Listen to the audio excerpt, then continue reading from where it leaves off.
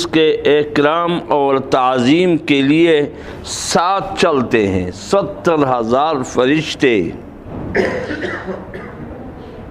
اور ہر قدم پہ مدینۃً فی الجنہ، جنت میں اسے ایک شہر ملتا ہے، ہر قدم پہ 1 سال کی عبادت کا ثواب لکھا جاتا ہے۔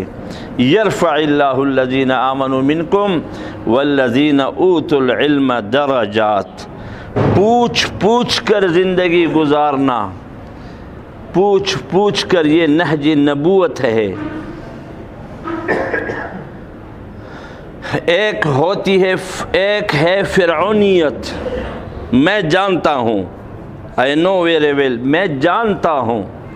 اب آپ جانتے ہیں، ما اریکم الا ما ارى، یہ فرعون نے یہی دعویٰ کیا تھا، مجھے کس کے مشوروں کی کوئی ضرورت نہیں۔ ایک یہ ہے کہ میں نہیں جانتا، اس معلوم کرنے کے لیے میں جاتا ہوں کہ میرا اللہ مجھ سے کیا چاہتا ہے۔ صبح ہوتی ہے، شام ہوتی ہے، یوں ہی زندگی تمام ہوتی ہے۔ آج تک ہم نے یہ گوارا بھی نہیں کیا کہ کسی عالم کے پاس جائیں کہ مجھے اللہ کا کیا حکم ہے، میں ملازمت کرتا ہوں، اللہ کا کیا حکم ہے، میں تجارت کرتا ہوں، اللہ کا کیا حکم ہے، میں صنعت کارخانہ دار ہوں، مجھے اللہ کا کیا حکم ہے، میں زمیندار حرفت والا، میں زراعت والا ہوں، کھیتی باڑی کا کام، مجھے اللہ کا کیا حکم ہے۔ جاننا میرا اللہ مجھ سے کیا چاہے، یہی لوگ کامیاب ہیں۔ والذاکرین اللہ کثیرا والذاکرات اعد اللہ لہم مغفرۃ واجرا عظیما۔ اللہ کو یاد کرنے والے مرد، اللہ کو یاد کرنے والے عورتیں، ان کے لیے اللہ نے بہت بڑا مغفرت، بہت بڑا اجر عظیم تیار کیا ہے۔ ہم مسجد میں بیٹھ کے چوتھا کلمہ پڑھتے ہیں، ہمیں مسجد میں بیٹھ کے چوتھے کلمے کے پڑھنے سے 10 نیکیاں ملے گی، لیکن بازار والے کو غفلت کی جگہ میں اللہ کو یاد کرنے پہ لم یمت حتی یری مقعدہ من الجنت وہو حی، موت سے پہلے اللہ اسے دنیا میں اس کے جنت کا مقام دکھا دے گا، ابھی مرا نہیں ہے، اور اس کے بدن کے بالوں کے تعداد اللہ اس کو نور دے گا۔ یہی چوتھا کلمہ بازار میں جاتے ہوئے پڑھے گا، اپنے اللہ کو یاد رکھے گا، 10 لاکھ نیکیاں ملے گی۔ ایک نیکی کی قیمت، یہ سارا دنیا کہتے ہیں کہ اسے ایک محل دیا جائے گا جس کے 70,000 کمرے ہوں گے، ہر کمرے کے 70,000 دروازے ہوں گے، ہر دروازے پہ 70,000 فرشتے اس کا استقبال کریں گے، 4 کروڑ 90 لاکھ دروازوں والا اسے محل دیا جائے گا۔ اب آگے ہے کتنا، فرشتے کتنے ہوں گے، یہ اس کی اس استقبال کے لیے، اعزاز کے لیے وہاں اعد اللہ لہم مغفرۃ واجرا عظیما۔ اخلاق والے کامیاب ہیں، کسی اچھے اخلاق، کہتے ہیں جنتی کی نشانی کیا ہے، اس کے ہمسائے والے سے پوچھو، ہمسایہ اس کے پاس والے سے پوچھو کہ یہ کیسا ہے، اگر اس نے کہا کہ یہ اچھا ہے، اللہ کے نبی نے 3 دفعہ فرما دیا وجبت وجبت وجبت، اس کے لیے جنت واجب ہو گئی، واجب ہو گئی۔ اب نبی کے یہی لوگ اولئک هم المفلحون، بڑے کامیابی سے کامیاب ہم کنار ہیں۔ وہاں ہماری جماعت گئی تھی یرموک کے میدان میں، لیکن اب یہ ہمارے بدقسمتی کی وجہ سے یہ اسرائیل کی چھاؤنی ہے جولان کے پہاڑیوں میں، ان کے ریڈار اور ان کے یہ ساری چیزیں وہاں فٹ ہیں، تو پاس تک ہم گئے نہر طالوت اور جالوت پہ کہ یہاں 3 صحابہ تینوں پیاسے چلے، پانی دھرے کے دھرے ہاتھ ہی میں رہ گیا، پانی ایک نے بھی نہیں پی۔ وَيُؤْثِرُونَ عَلَىٰ أَنفُسِهِمْ وَلَوْ كَانَ بِهِمْ خَصَاصَةٌ۔ وہاں لکھا ہوا تھا سائن بورڈ پہ قف علی الیرموک وقرأ سلاما، یہاں کھڑے ہو کے سلام پڑھ لو اور یہاں کھڑے ہو کے پوچھ لو یہ لوگ یہاں آئے کیوں تھے۔ یہاں ان کے آنے کا مقصد ہی کیا تھا، مدینہ چھوڑ کے مکہ چھوڑ کے 36,000 صحابہ کی قبروں کی زیارت ہم نے ایک ہی لائن پہ کیے ہے 7 مہینے میں۔ یہ بڑے بڑے صحابہ، معاذ ابن جبل، عبداللہ ابن رواحہ، زید ابن الحارث، جعفر ابن ابی طالب، ابو عبیدہ ابن الجراح، زرارہ ابن الازور، شرحبیل ابن حسنہ، عبد الرحمن، یہ بڑے بڑے صحابہ، ایک ایک قبر پہ آپ جائیں گے تو ایسے چیخیں روتے ہوئے کہ بھائی یہ لوگ مدینے کے چھوڑ کے یہاں آئے کیوں تھے۔ فرماتے ہیں کہ بھائی قد افلح من زکاہا، 10 قسمیں اللہ نے کھائی ہیں، والشمس وضحاہا والقمر اذا تلاہا والنہار اذا جلاہا واللیل اذا یغشاہا والسماء وما بناہا والارض وما طحاہا۔ یہ سارے بڑے بڑے گواہ، قدرت کے بڑے بڑے شاہکار اللہ نے گواہ کے طور پہ پیش کر کے 10 قسمیں کھا کے اللہ فرماتے ہیں قد افلح من زکاہا، یہی لوگ کامیاب ہے۔ ملتان میں ایک بندہ آیا، میں اتنے قسم کے چائے جانتا ہوں، میں اتنے قسم کے کھانے جانتا ہوں، میں اتنے قسم کے حلوائیں جانتا ہوں پکانا، اتنی قسم کے مجھے سالن آتے ہیں۔ وہ بزرگ نے بڑا پیارا جواب دیا، یار دل دا کچھ کرو، دل دا اس کا کچھ کرو۔ اس کا ایک دن بھی نہیں لگا تھا، روتے ہوئے بزرگ نے اس کو پہلے تو اس کی ساری باتیں سنی، ہم بھی پہلی دفعہ اس کو بیچارے کو وصول کر کے لائے تھے کہ بھائی جان دل دا کچھ کرو۔ قد افلح من زکاہا، اس دنیا میں رہتے ہوئے بھائی کشتی تو سمندر میں چلے گی لیکن اتنا پانی اندر نہ آنے دیں، اور تو بھی گیا تو تیری کشتی بھی گئی تو تیرے ساتھی بھی گئے۔ یوم لا ينفع مال ولا بنون الا من اتى الله بقلب سلیم افمن شرح الله صدره للاسلام فهو على نور من ربه فویل للقاسیۃ قلوبهم من ذکر اللہ۔ بھائی اس دل دا کچھ کرنا پڑتا ہے۔ یہ 6 جو بڑے بڑی بیماریاں بتاتے ہیں، شرک کی بیماری سب سے بڑا ظالم، سب سے بڑا ظالم، ان الشرک لظلم عظیم ومن یشرک باللہ فکأنما خر من السماء، یہ آسمان کے کناروں سے یہ نیچے گر جاتا ہے، فَتَخْطَفُهُ الطَّيْرُ أَوْ تَهْوِي بِهِ الرِّيحُ فِي مَكَانٍ سَحِيقٍ۔ اللہ فرماتے ہیں یہ سارا نظام میں نے پیدا کیا، یہ میں نے پیدا کیا۔ 31 مرتبہ اللہ ایک ہی صورت میں پوچھتے ہیں کہ میں رحمان ہوں، میں نے تمہیں پیدا کیا، میں نے تمہیں بولنے کا ڈھنگ سکھایا، میں نے تمہیں کھلایا پلایا، میں نے تمہارے لیے پیک یعنی کتنے اللہ نے آپ کے لیے یہ کتنے قسم کے فروٹ پیک کر دیے ہیں۔ یہ پیکنگ کہاں ہوتی ہے، کس نے پیک کیا، کتنے بہترین انداز میں اخروٹ کو کیسے پیک کیا اور بادام کو کیسے پیک کیا، یہ باقی چیزیں جتنی بھی ہیں اب اللہ نے آپ کو پیک کر کے کہ میرا بندہ بڑا نازک مزاج ہے، اس کو کبھی کوئی محسوس نہ ہو۔ یہاں اللہ نے ناک دے دی، میرا بندہ بڑا نازک مزاج ہے، تو چلو پہلے یہاں ٹیسٹ کر کے آنکھوں سے ٹیسٹ کر لو، دور سے انگلیوں سے ٹیسٹ کر لو، پھر آ کے ناک سے بھی ٹیسٹ کر لو، پھر زبان سے ٹیسٹ کر لو، پھر حلق سے ٹیسٹ کر لو، پھر جا کے اندر اللہ نے اپنے بندے کے لیے ایک ہی موسم، یسقا بماء واحد، ایک پانی، ایک موسم، ایک مٹی، ایک کھاد، ایک علاقہ، ایک ٹیمپریچر، ایک ہی کھیتی، لیکن وہاں مختلف قسم کے باغات لگا دیے۔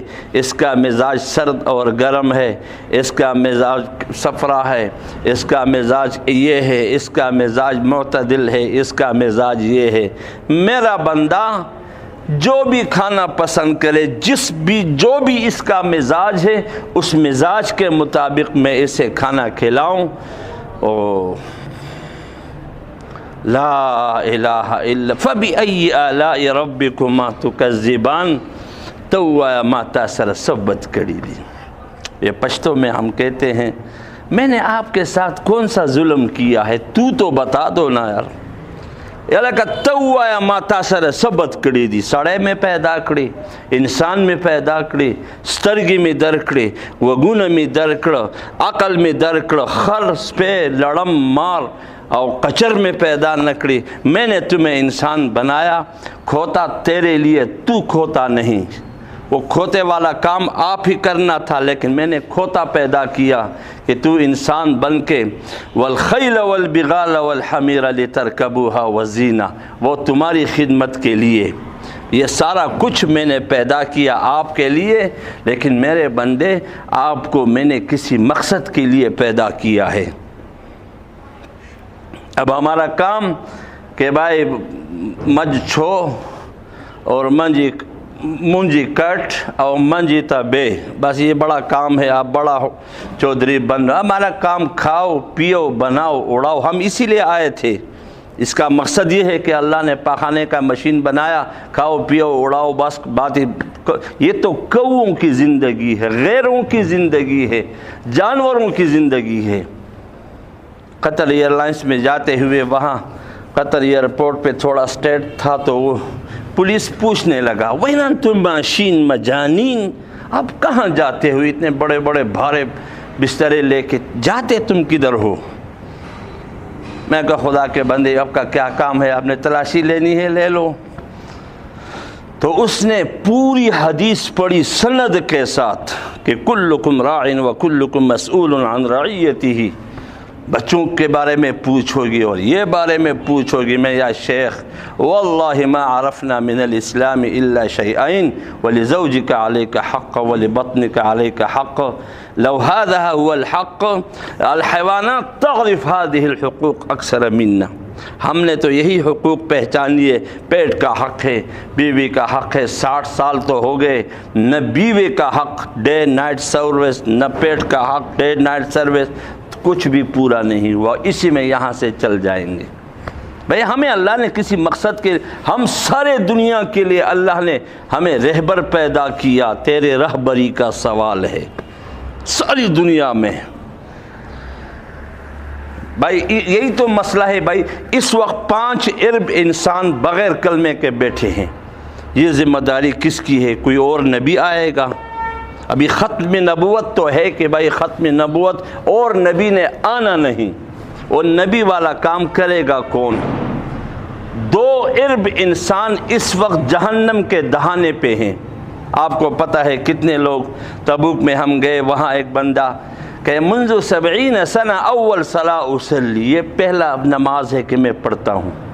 یہ ہمارے ساتھی ماشاءاللہ گنگوں کا ترجمان ہے، یہ بنگلہ دیش میں گئے، 2 لاکھ گنگوں سے ملاقات کی، کس کو کچھ پتہ ہی نہیں کہ ہوئے میں کون ہوں، میں کون ہوں۔ اب ان گنگوں کو نکالنا، ان سے بات کرنا، انہیں سمجھانا، پورے اجتماع کے سارے 3 گھنٹوں کے بیانات کا ترجمہ کر کے ان کو سمجھانا، پھر ان کو 4 مہینے اور 7 مہینے۔ گنگوں کی جماعت گئی حرمین میں، شیخ سدیس سے ملی، تو گنگے نے پوری بات اس کے سامنے رکھ دی۔ وہ لکھنے والا لکھے تو کیا خاک لکھے، وہ تو گنگا ہی بول رہا تھا، ویڈیو تو کر سکتا تھا، لیکن اس نے پوری بات رکھی کہ بھائی ہم پیدا ہوئے ہیں، کس لیے پیدا ہوئے، کس۔ تو شیخ سدیس رونے لگے، کہتے میں تمہاری بات سمجھ گیا، اب ترجمان کی بھی ترجمانی کی ضرورت نہیں۔ بس ہماری ایک درخواست ہے، یہ رونا روتے ہیں، یہ ہم آ جاتے ہیں بیچارے، سوڈان گئے تو وہاں گاڑی میں وہ لوگ ہم پہ تبصرہ کرتے تھے، ہدول ضعفاء مساکین یاتون الینا لا یعرفون اللغة ما فی عندهم بکالروس ولا لیسانس ولا دکتورا. یہ لوگ ہمارے پاس آ جاتے ہیں، نہ تو ان کے پاس ڈگریاں ہیں، نہ تو یہ ہماری بولیاں سمجھتے ہیں، نہ یہ ہماری زبان سمجھتے ہیں. نحن المسلمون، ہم تو مسلمان ہیں، اور ہم ماشاءاللہ جو ہیں یہاں تو ہم اب ہمارے پاس بڑی بڑی ڈگریاں ہیں. پھر میں نے ذرا پیار سے ہاتھ رکھے، میں نے پوچھا یار یہ ہدہد گیا تھا مملکت بلقیس میں، اس کے پاس کون سی ڈگری تھی؟ انی وجدت امرأة تملکہم وأوتیت من کل شیء ولہا عرش عظیم. مجھے ایک ایسا علاقہ ایریا ملا ہے، ایسے لوگ ملے ہیں جو چاند سورج کو یا آگ کے سجدہ کرتے ہیں. اب ایک ہدہد کی فکر پہ اللہ نے مملکت سبا کو اسلام میں داخل کرایا. بھائی یہ سب پوری دنیا کی نیت کرنی ہے. پوری دنیا میں ایک محنت سیکھنے کے لیے بتایا جاتا ہے کہ چلو بھائی ہم اللہ کے راستے میں نکلیں. یہی محنت ہوگی، لوگ یدخلون فی دین اللہ افواجا، دھڑا دھڑ اسلام میں داخل ہوں گے. ہماری جماعت سوات کی ایک گئی، وہاں ایوری کوسٹ میں 35,000 بندے اسلام میں داخل ہوئے. دوسری جماعت گئی وہاں 9,000، یوگنڈا میں 9,000 کچھ اوپر بندے اسلام میں داخل ہوئے.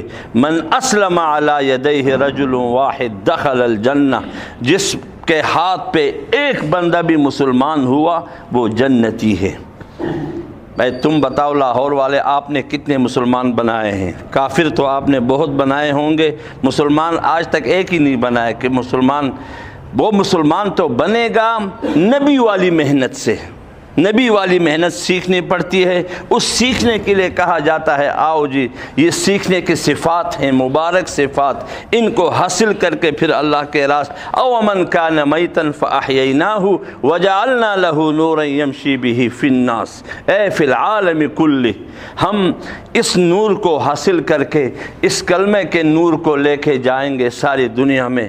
لوگ ماشاءاللہ لوگوں کے دروازوں پہ جائیں، لوگوں کے گھروں پہ جائیں، وہاں جا کے لوگوں کو اللہ سے ملائیں. اس محنت سیکھنے کے لیے کہا جاتا ہے.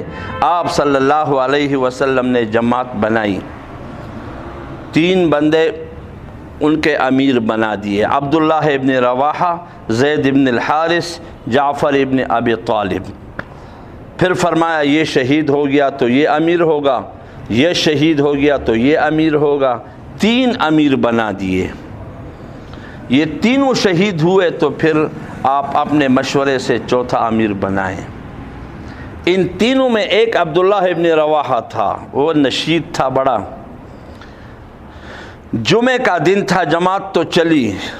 اب اس کو پتہ تھا میں نے تو شہید ہونا ہے، یہ مدینے میں میرے زندگی کا سب سے آخری جمعہ ہے، اور حضور صلی اللہ علیہ وسلم کے پیچھے میرا آخری جمعہ ہے، مدینے کا جمعہ، اور حضور صلی اللہ علیہ وسلم کے قیادت میں امامت میں جمعہ. تو اپنے امیر صاحب سے کہا کہ میں آؤں گا، آپ سے ملوں گا. آپ میرے سواری تیز ہے، میں جمعے کی نماز پڑھ کے میری چاہت ہے. آپ صلی اللہ علیہ وسلم نے ممبر سے اس کو دیکھ لیا. ماذا خلفک یا ابن رواحہ ودروا حزوی دلت سکے، اے رواحہ کے بیٹے تم یہاں کیا کرتے ہو؟ میں نے تو تمہاری تشکیل کرا دی ہے. کہا کہ یا رسول اللہ میں کسی ذاتی تقاضے سے پیچھے نہیں رہا، میں صرف اسی تمنا سے کہ مدینے میں آخری نماز پڑھ لوں.